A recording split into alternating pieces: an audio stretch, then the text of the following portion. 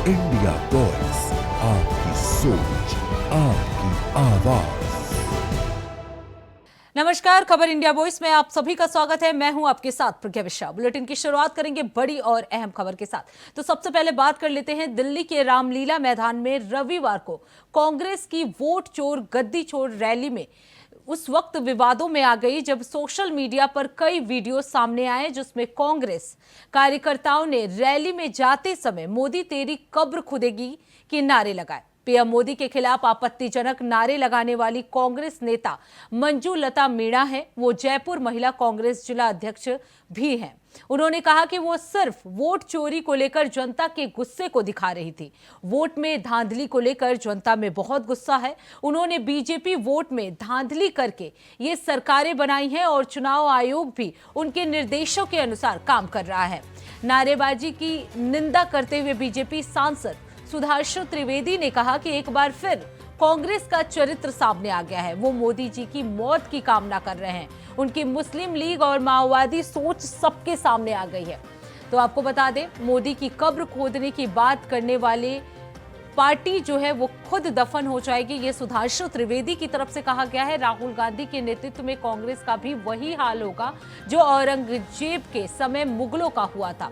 राज्यसभा सांसद ने कहा कि राहुल गांधी के नेतृत्व में कांग्रेस का भविष्य शायद वैसा ही होने वाला है जैसा द लास्ट मुगल किताब में मुगल साम्राज्य के बारे में लिखा गया है। मुगल साम्राज्य में 6 लोगों ने शासन किया, बाबर, हुमायूं, अकबर, जहांगीर, शाहजहां और औरंगजेब। छठी पीढ़ी के शासन के बाद मुगल साम्राज्य पूरी तरह से खत्म हो गया।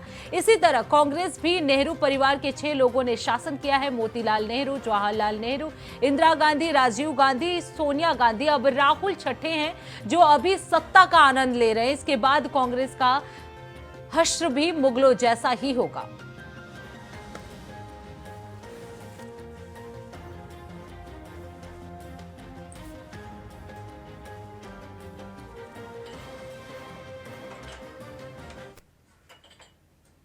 अब रुक कर लेते हैं अगली खबर की।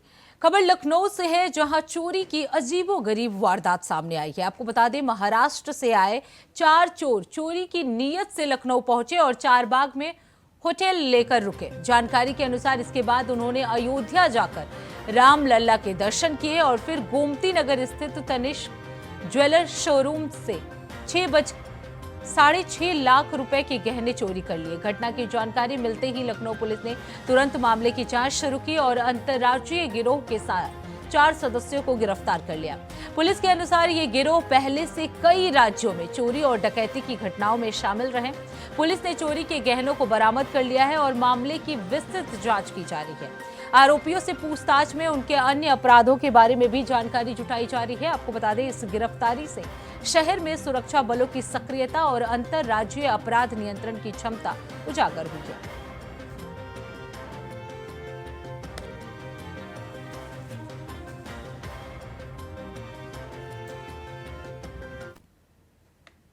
अब रुक कर लेते हैं अगली खबर की।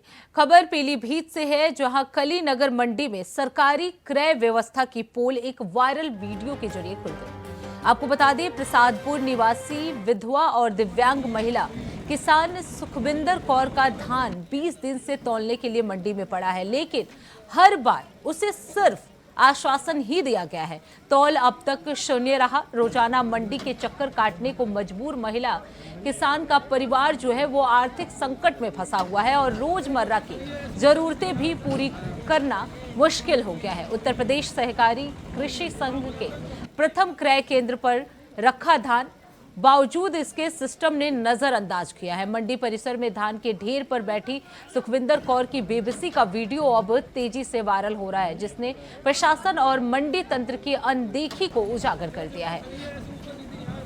आपको बता दें, किसानों का आरोप है कि छोटे छोटे कमजोर किसानों की अनदेखी की जा रही है, जबकि बड़े किसानों का धान प्राथमिकता से तौला जा रहा है। तो पीलीभीत का यह पूरा मामला है जहां महिला विधवा किसान के वायरल वीडियो ने सिस्टम की पोल खोल दी है। सवालों के घेरे में व्यवस्थाएं जो है वो आ चुकी हैं। तो आपको बता दें, पीलीभीत का यह पूरा वीडियो था जिसमें महिला जो है वो अपनी धान की खरीदी के लिए रोज वहां बैठ रही है। रोजमर्रे की चीजें उसे दिक्कतों का सामना करना पड़ रहा है।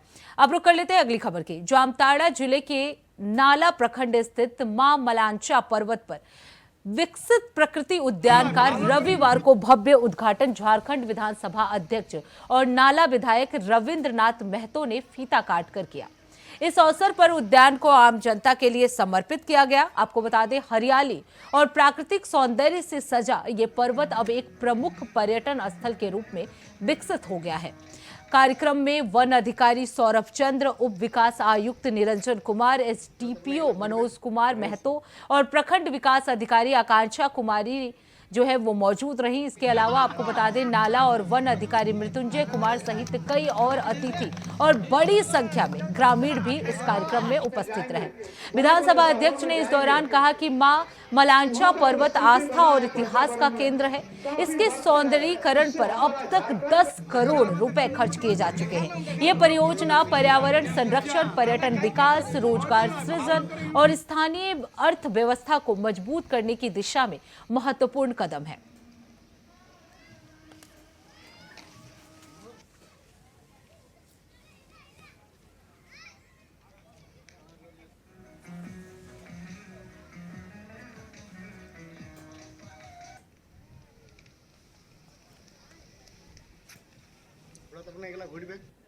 ऊंचा का पहाड़ आप देख रहे हैं, ये सही मायने में हमारा इस राज्य के लिए और हमारा इस जिला के लिए एक धरोहर है। चारदिके देखे और शुरू से ही ये मां मालंचा का पहाड़ हम लोगों को आकर्षित करके रखा था।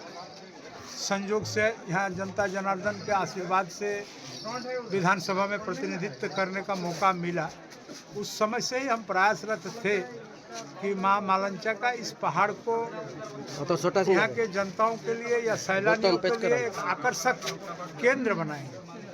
और आज मुझे काफ़ी हर्ष हो रहा है, हम गौरवान्वित हैं, काफ़ी खुश हैं कि आज हम लोगों ने उस पहले का जो सपना था उस सपना का मूर्त रूप दे सके और आज उद्घाटन करके इस पार्क के अंदर में घुसे और हजारों हजार आदमी इस पहाड़ का, एक तो स्वतंत्रता संग्राम में जो हमारे स्वतंत्रता सेनानी थे उनके बारे में, और एक मां मालंचा का जो आस्था का विषय है उसके बारे में देश विदेश के लोग जानने का काम करेंगे। तकरीबन 3 साल पहले इस पार्क मलंचा नेचर पार्क का शिलान्यास किया गया था और इसके बाद कड़ी मेहनत और सबके सहयोग से आज जो हम मलंचा नेचर पार्क का लोकार्पण संभव हो पाया है। मलंचा नेचर पार्क में प्रकृति के संरक्षण, प्रकृति के साथ सामंजस्य और हम सबके बीच में एक इको टूरिज्म का जिस तरह मॉडल प्रस्तुत करने की कोशिश की गई है उसका आज मूर्त स्वरूप हम लोग के बीच में है। इस मलंचा नेचर पार्क में पर्यटकों को ध्यान में रखते हुए rose garden, croton garden, hibiscus garden, medicinal plant garden, नवग्रह वाटिका, सूर्य नमस्कार की व्यवस्थाएं उपलब्ध कराई गई। अब रुक कर लेते हैं अगली खबर की। खबर झारखंड से है, जहां खुड्डपानी प्रखंड के अंतर्गत आने वाली लोटा गांव में एक सनसनीखेज हत्या का मामला सामने आया है। आपको बता दें, गांव के 28 वर्षीय युवक सीनू राम जाकीरी की गला घोंटकर हत्या कर दी गई है। मिली जानकारी के अनुसार रविवार की रात्रि लगभग 8 बजे के बाद ये पूरी घटना जो है वो बताई जा रही है। मृतक का शव उसके घर से करीब 100 मीटर दूर खेत में संदिग्ध हालत में मिला पड़ा, जिससे क्षेत्र में दहशत का माहौल है। और परिजनों के अनुसार घटना के समय मृतक का पूरा परिवार एक परिचित के दशकर्म कार्यक्रम में शामिल होने के लिए दूसरी टोली गया हुआ था। इसी दौरान अज्ञात लोगों द्वारा इस वारदात को अंजाम दिया गया। आपको बता दें, सीनू राम जाकीरा बागवानी का काम करता था। वो शाम करीब 8 बजे खेत से अपने बैलों को घर बांधने के लिए निकला था, लेकिन देर रात तक वापस नहीं लौटा। जब कार्यक्रम से लौटकर उसकी पत्नी घर पहुंची तो पति घर में नहीं मिला। इसके बाद उसने आसपास में खोजबीन शुरू कर दी। इसी क्रम में उसने देखा कि उसका पति घर से कुछ ही दूर पर खेत में पड़ा हुआ है। शोर मचाने पर अन्य परिजन और ग्रामीण जो है वो मौके पर पहुंचे। जांच के दौरान मृतक के गले में रस्सी के स्पष्ट निशान पाए गए, जिससे गला घोंटकर हत्या किया जाने की आशंका जताई जा रही है।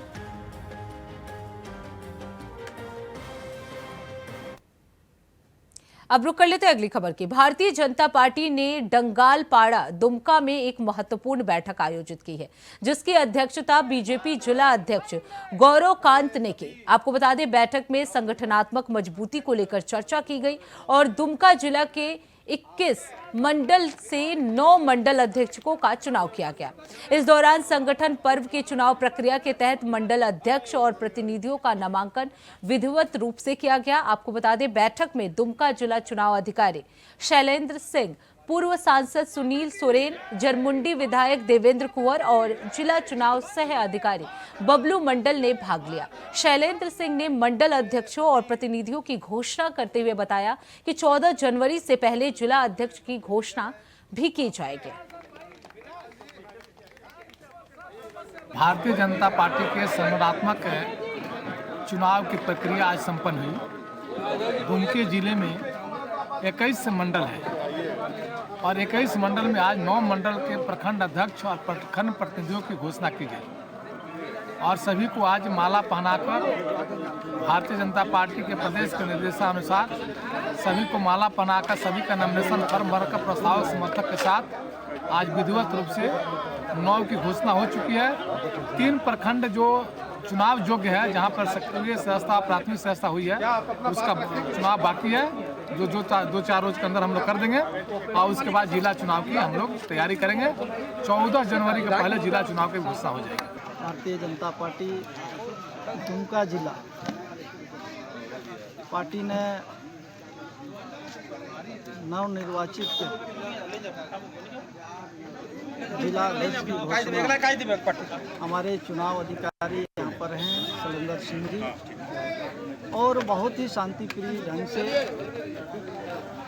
9 मंडलों का यहाँ पर जो है घोषणा की गई है और बाकी मंडल का घोषणा होना बाकी है। और हम कहेंगे कि ये बहुत ही शांतिपूर्ण वातावरण में मंडलों की जो है अध्यक्ष की घोषणा हुई, प्रभारी की घोषणा हुई और मुझे पूरा विश्वास है पार्टी ने नवनिर्वाचित मंडल अध्यक्ष पर विश्वास जताया है। अब रुक कर लेते हैं अगली खबर की। खबर बलिया से है, जहां पुरानी रंजिश को लेकर आयुष यादव नामक एक व्यक्ति को गोली मार दी गई। गोली लगने से गंभीर रूप से घायल आयुष यादव को पहले सामुदायिक स्वास्थ्य केंद्र सियर लाया गया, जहां डॉक्टरों ने जिला चिकित्सालय मऊ रेफर कर दिया। हालात नाजुक होने पर मऊ जिला अस्पताल के डॉक्टरों ने युवक को BHU trauma centre Varanasi refer कर दिया है, जहां इलाज के दौरान आयुष यादव की मौत हो गई। मृतक परिजनों की तहरीर पर पुलिस ने 4 लोगों के खिलाफ मुकदमा दर्ज कर लिया है और आरोपियों की गिरफ्तारी के लिए अलग अलग टीमें भी गठित की गई है। इस मामले में पुलिस अधीक्षक बलिया ओमवीर सिंह ने कहा कि दोषियों के खिलाफ सख्त कार्रवाई की जाएगी, ताकि भविष्य में कोई इस तरह की घटना को अंजाम देने की हिम्मत ना कर सके। तो पुरानी रंजिश को लेकर यह हत्या हुई है। रंजिश को लेकर युवक को गोली मारी गई, जिसमें युवक की मौत हो गई। जो पीड़ित पक्ष है उसकी तरफ से एक नामजद तहरीर दे दी गई है और जो भी इसमें जिन लोगों के विरुद्ध नामजद तहरीर दी गई है उनकी गिरफ्तारी के लिए पुलिस की टीमें लगी हुई हैं।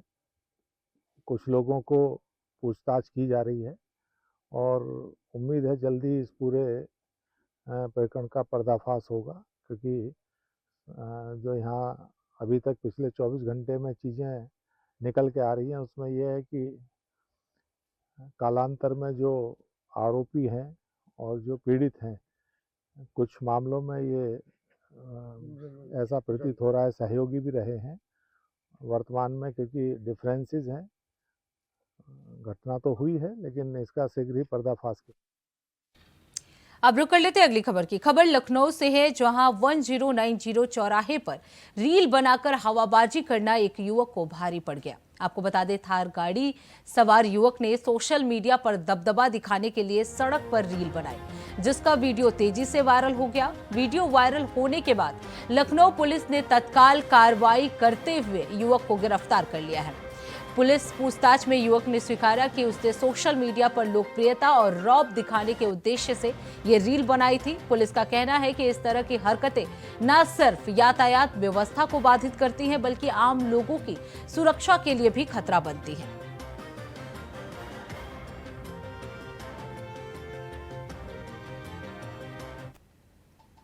अब रुक कर लेते अगली खबर की। खबर जालौन से है, जहां पुलिस से बेखौफ चोरों के हौसले जो हैं वो बुलंद नजर आ रहे हैं। आपको बता दें, स्टेट हाईवे किनारे स्थित आर्मी के जवान के बंद पड़े मकान को इन चोरों ने निशाना बनाया है। कोतवाली क्षेत्र के मोहल्ला भवानी राम में चोरों ने घर का ताला तोड़कर बड़ी चोरी की वारदात को अंजाम दे दिया है। शातिर चोरों ने अलमारी का लॉकर तोड़कर सोने चांदी के बेशकीमती जेवरात, नकदी समेत 35 लाख रुपए से अधिक की चोरी कर ली है। घटना के समय घर के सभी सदस्य रिश्तेदार की शादी समारोह में शामिल होने गए थे। चोरी की पूरी वारदात घर के बाहर लगे सीसीटीवी कैमरे में कैद हो गई है। सूचना मिलने पर मौके पर पहुंची पुलिस ने सीसीटीवी फुटेज और गृह स्वामी की तहरीर के आधार पर अज्ञात चोरों के खिलाफ यह मामला दर्ज कर लिया है। पुलिस द्वारा जांच शुरू कर दी गई है। तो आपको बता दें, चोरों के हौसले जो हैं वो बुलंद नजर आ रहे हैं। बंद पड़े मकान को चोरों ने निशाना बनाया, जहां 35 लाख से ज्यादा के जेवरात जो है चोरों ने चोरी कर लिए।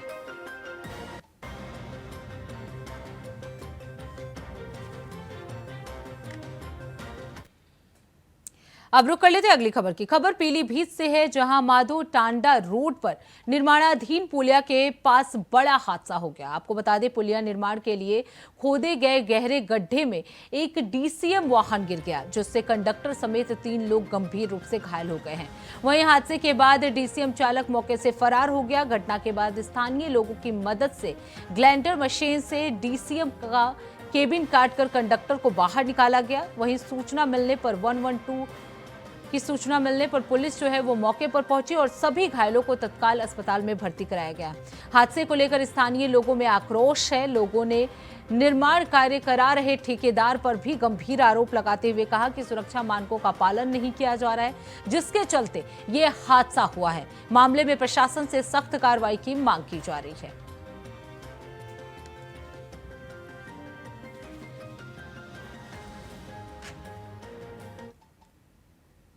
अब रुक कर लेते अगली खबर की। खबर जमशेदपुर से है, जहां रात उस समय अफरा तफरी मच गई जब 2 पक्षों के बीच पुराना विवाद अचानक हिंसक रूप ले लिया। थाना परिसर में दोनों पक्ष आमने सामने आ गए और जमकर मारपीट और तोड़फोड़ करने लगे। उपद्रवियों ने कुर्सी, टेबल और अन्य सरकारी संपत्ति को भी नुकसान पहुंचाया। वहीं कुछ वाहनों को भी क्षति पहुंची है। सूचना पर पुलिस अधिकारी, सिटी पुलिस और रिजर्व गार्ड मौके पर पहुंचे और स्थिति को नियंत्रित किया। पुलिस सीसीटीवी फुटेज के आधार पर उपद्रवियों की पहचान कर रही है। फिलहाल इलाके में अतिरिक्त पुलिस बल तैनात है और हालात नियंत्रण में है।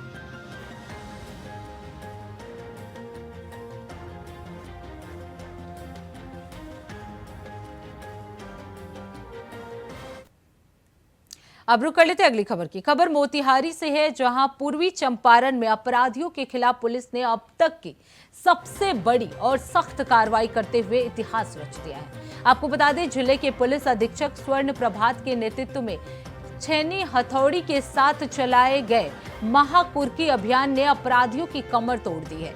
एक साथ पूरे जिले में 136 फरार अपराधियों के खिलाफ कार्रवाई शुरू कर दी गई है, जिनमें से 97 कुख्यात अपराधियों के घरों की विधिवत कुर्की और जब्ती की गई। इस अभियान का असर ये रहा कि कार्रवाई से पहले ही 17 अपराधियों ने थाने पहुंचकर सरेंडर कर दिया, जबकि छापेमारी के दौरान 20 अन्य फरार अपराधी गिरफ्तार कर लिए गए हैं। 25 मामलों में न्यायालय में रिकॉल पेश किया गया। इस तरह एक दिन में 136 गंभीर मामलों का निष्पादन हुआ। तो चंपारण में अपराधियों के खिलाफ ये सख्त एक्शन जो है वो देखने को मिला है। अपराधियों के खिलाफ पुलिस की ये सबसे बड़ी और सफल कार्रवाई मानी जा रही है। 97 कुख्यात अपराधियों के घर पर कुर्की और जब्ती की गई।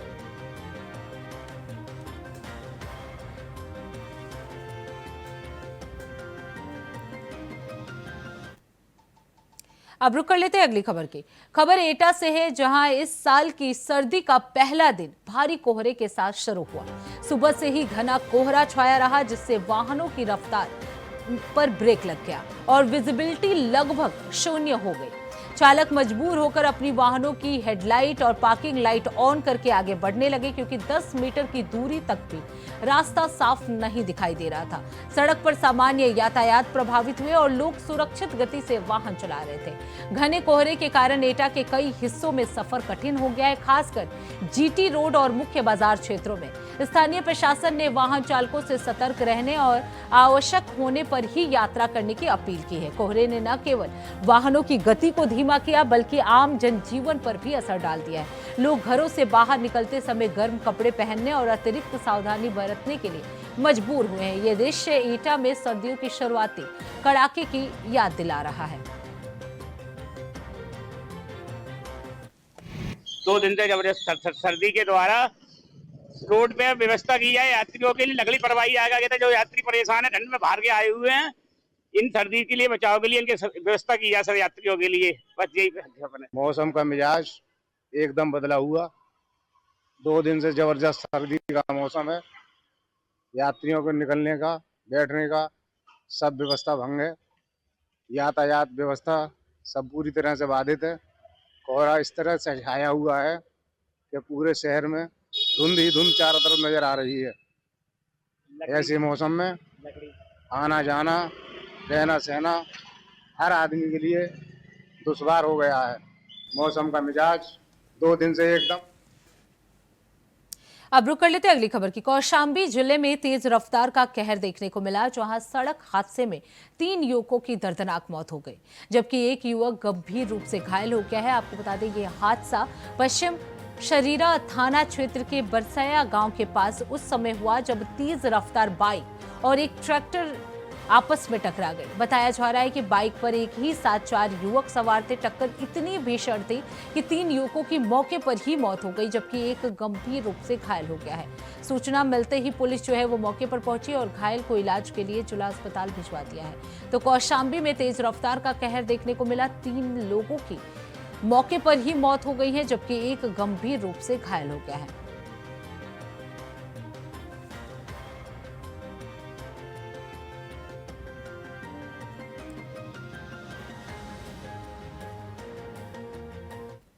लोगों को माध्यम से सूचना मिली कि पश्चिम शरीरा से तेवांग तरफ जाते हुए एक मोटरसाइकिल पे 4 लोग सवार थे, जिनका पीछे से एक ट्रैक्टर में वो टक्कर लगने से घायल हो गए हैं। इस सूचना पर तत्काल मैं और थाना प्रभारी पश्चिम शरीरा घटनास्थल तक पहुंचे और जो घायल है उनको तत्काल एम्बुलेंस के सहायता से उनको जिला अस्पताल भेजा गया। चिकित्सक द्वारा जिला अस्पताल में 3 लोगों को मृत घोषित कर दिया गया है, जिसमें से एक व्यक्ति गंभीर रूप से घायल है, उसको SRN प्रयागराज के लिए रेफर कर दिया गया है। सभी की उम्र लगभग 20 से लेकर के 30 साल के बीच में है और परिजन को सूचना दे दी गई है। ट्रैक्टर को हिरासत में ली। अब रुक कर लेते अगली खबर की। मुख्यमंत्री मोहन यादव ने इंदौर में महाराजा यशवंत राव चिकित्सालय के नवीन भवन के भूमि पूजन कार्यक्रम का शुभारंभ जो है वो दीप प्रज्वलित करके किया। कार्यक्रम में स्वास्थ्य सेवाओं के विस्तार की दिशा में प्रदेश सरकार की प्रतिबद्धता स्पष्ट रूप से दिखाई दी। आपको बता दें, इस अवसर पर कैबिनेट मंत्री कैलाश विजयवर्गीय और तुलसी राम सिलावट, राज्य मंत्री नरेंद्र शिवाजी पटेल, इंदौर सांसद शंकर लालवानी सहित अनेक जनप्रतिनिधि और वरिष्ठ अधिकारी के साथ साथ चिकित्सक जो हैं वो बड़ी संख्या में उपस्थित रहे। मुख्यमंत्री मोहन यादव ने अपने संबोधन में कहा कि MY अस्पताल प्रदेश के प्रमुख चिकित्सालयों में से एक है और नवीन भवन के निर्माण से यहां आधुनिक चिकित्सा सुविधाओं का विस्तार होगा। इससे न केवल इंदौर बल्कि मालवा, निमाड़ अंचल सहित प्रदेश के अन्य जिलों में आने वाले मरीजों को बेहतर, सुलभ और गुणवत्तापूर्ण उपचार मिल सकेगा।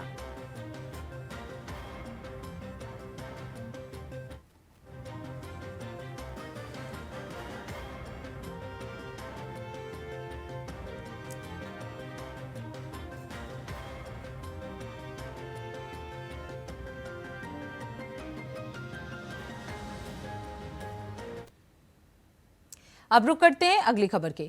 मुख्यमंत्री मोहन यादव ने इंदौर स्थित ब्रिलियंट कन्वेंशन सेंटर में आयोजित एक महत्वपूर्ण समीक्षा बैठक की है, जिसमें उन्होंने विकास से जुड़ी चिन्हित परियोजनाओं की प्रगति की विस्तृत समीक्षा की। बैठक में जनप्रतिनिधियों और वरिष्ठ अधिकारियों की उपस्थिति में शहर के समग्र विकास, आधारभूत संरचनाओं के विस्तार और जन सुविधाओं को और बेहतर बनाने पर चर्चा की गई। आपको बता दें, इस दौरान मुख्यमंत्री ने इंदौर मेट्रो के प्रगतिरत कार्यों की भी समीक्षा करते हुए अधिकारियों को समय सीमा में गुणवत्ता के साथ कार्य पूर्ण करने के निर्देश भी दिए। उन्होंने कहा कि मेट्रो परियोजना इंदौर की यातायात व्यवस्था को सुदृढ़ करने के साथ साथ शहर के आर्थिक और औद्योगिक विकास को नई गति प्रदान करेगी। बैठक के दौरान मुख्यमंत्री ने विभिन्न विकास परियोजनाओं की प्रगति की जानकारी ली और आवश्यक सुधारात्मक कदम उठाने के निर्देश भी दिए। उन्होंने स्पष्ट किया कि सरकार की प्राथमिकता इंदौर को स्वच्छता, यातायात, आवास और रोजगार के क्षेत्र में देश के अग्रणी शहरों में स्थापित करना है।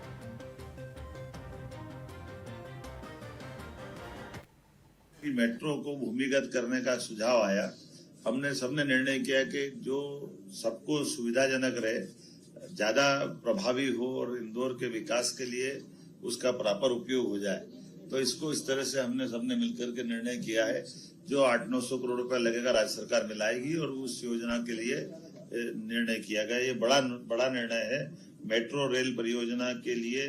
ये अभी तक की हमारी और समय सीमा के अंदर इसको करने का प्रयास करेंगे। अब तुरंत प्रारंभ कराने के बाद एक हमारा अपना मेट्रो परियोजना के अलावा एलिवेटेड कॉरिडोर का भी एक बड़ा प्लान है, जिसके आधार पर बीआरटीएस के हटने के बाद जो ट्रैफिक का सर्वे दोबारा करा के और थोड़ा वैज्ञानिक परीक्षण करने के साथ कई सारे अलग अलग मार्ग भी है, ट्रैफिक भी है, मेट्रो है, एलिवेटेड रोड के माध्यम से भी आज के समय में इसका रोटरीज भी है। तो ये एक समेकित ट्रैफिक प्लान बना करके इस ब्रिज।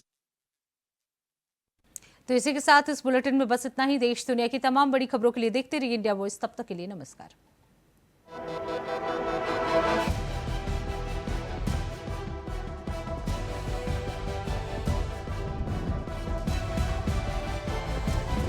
इंडिया वॉइस, आपकी सोच, आपकी आवाज।